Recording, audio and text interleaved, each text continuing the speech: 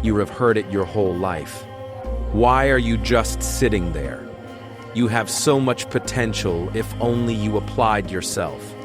You are wasting your time. They call it laziness. They look at you and see someone who is slow, someone who lacks drive, someone who is disconnected. But they are wrong. What they see as inactivity is actually a high-performance engine idling before a race.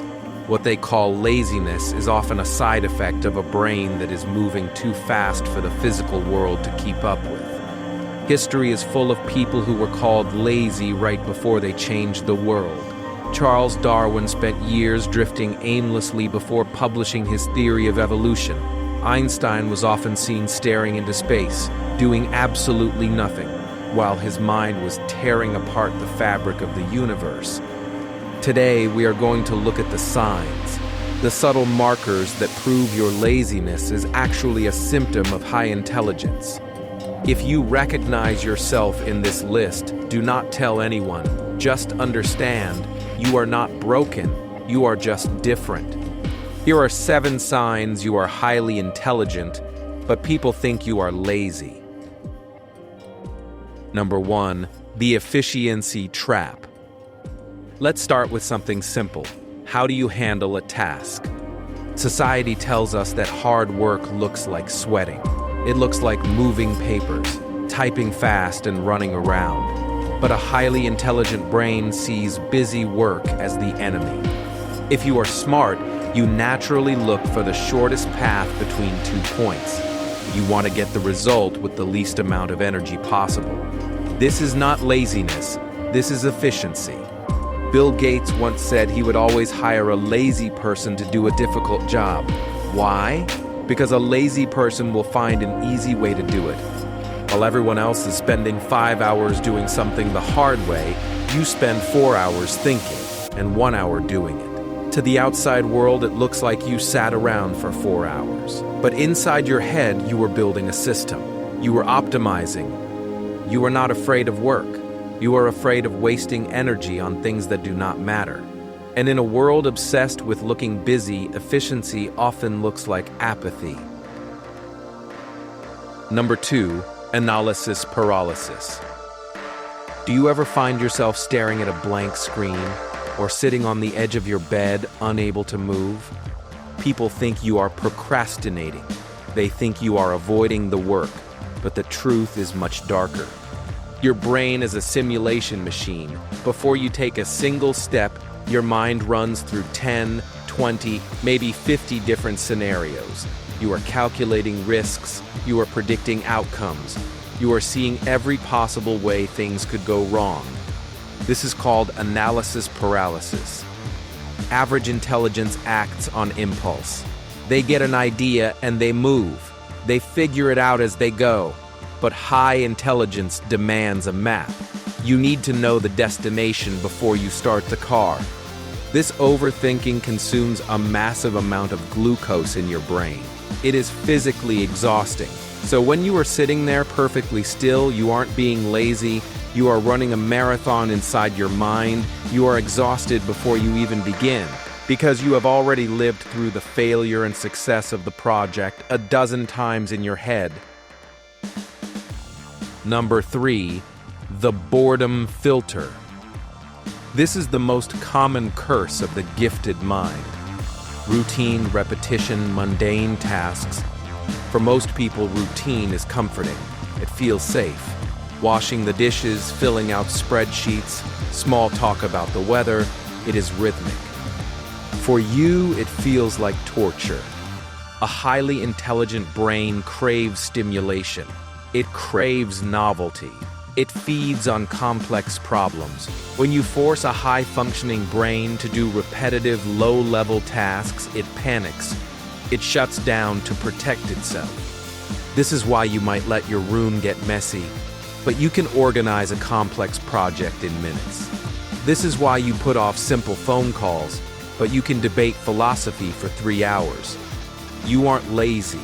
You are understimulated. Your brain has a filter. It filters out things it considers useless data. If a task doesn't challenge you, your dopamine drops. and you feel a physical resistance to doing it, it is not that you can't do the dishes. It is that your brain is screaming, "Give me something real to chew on." Number 4, the night owl syndrome. Look at your sleep schedule. Do you come alive when the sun goes down? Do you feel sluggish and foggy at 9 a.m., but at midnight suddenly your brain turns on? Society calls this poor discipline. They say the early bird catches the worm. They call you lazy for sleeping until noon. But evolutionary psychology suggests something else. In our ancient past, someone had to stay awake to watch the fire. Someone had to guard the tribe from predators in the dark. These were the night owls. Recent studies have shown a strong correlation between high IQ and nocturnal habits. The night is quiet, the demands of the world stop. No one is calling you, no one is emailing you. For an intelligent introvert, the night is the only time you are truly free to think. If you struggle to wake up in the morning, do not let them shame you. Your internal clock is just set to a different time zone, the zone where the thinkers live. You aren't sleeping your life away. You are just operating on a shift that the rest of the world has clocked out of. Number 5, the social battery. How often do you say no to going out? Your friends invite you to a party, a dinner, or a gathering. You stay home, you sit on your couch, you read, or you watch a documentary, or you just sit in silence. They say you are antisocial. They say you are lazy for not making an effort. But here is the science. There is a concept called the Savannah theory of happiness. It suggests that for most people, more social interaction equals more happiness. But for highly intelligent people, the opposite is actually true. The smarter you are, the less satisfied you are with frequent socialization. Why? Because socialization is often surface level. It is noise. High intelligence seeks depth.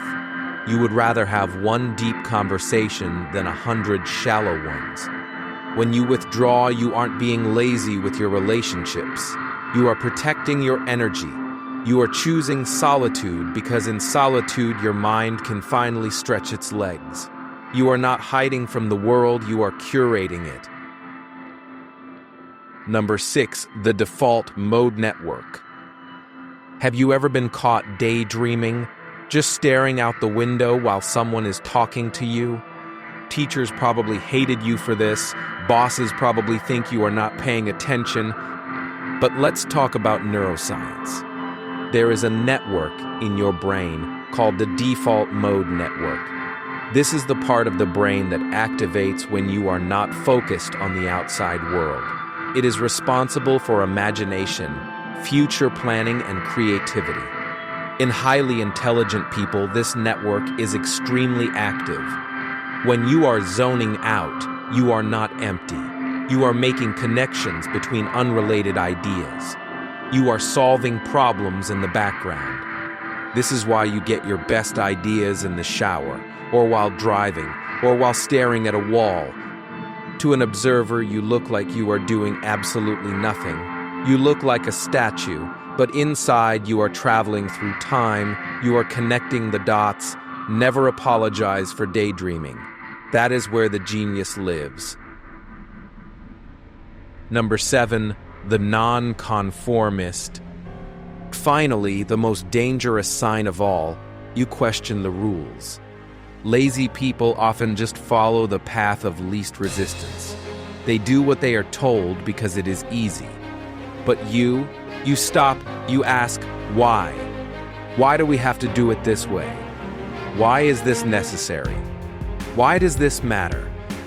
If the answer doesn't satisfy you, you simply don't do it. This is perceived as extreme laziness. It looks like stubbornness, but it is actually a sign of independent thinking. A high IQ mind refuses to perform meaningless rituals just because that's how it's always been done. You have a high threshold for truth and a low tolerance for nonsense. If you are at a job where the rules make no sense, you will lose motivation. You will slow down. You will stop trying. Not because you are incapable of work, but because your intelligence cannot justify the waste of time. You demand purpose, and if the world can't give you a purpose, you refuse to participate in the charade. So, take a look at yourself. Are you really lazy, or are you just a Ferrari stuck in bumper-to-bumper traffic? The world was built for average. It was built for 9 to 5. It was built for people who are happy doing the same thing every single day. It was not built for you. Your laziness is a defense mechanism. It is your brain protecting its energy for something that actually matters. It is waiting for a challenge worthy of its power. Don't try to force yourself into their box. You will never fit. Instead, find the problems that scare other people. Find the complex puzzles. Find the chaos. That is where you belong. Stop trying to be busy. Start trying to be effective. And remember, the lion sleeps 20 hours a day, not because he is lazy, but because he is the king.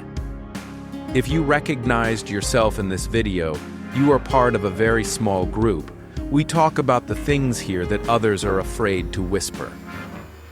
If you want to understand the dark psychology of your own mind, click the subscribe button. But do it quietly. We don't need everyone to know. Welcome to the Index.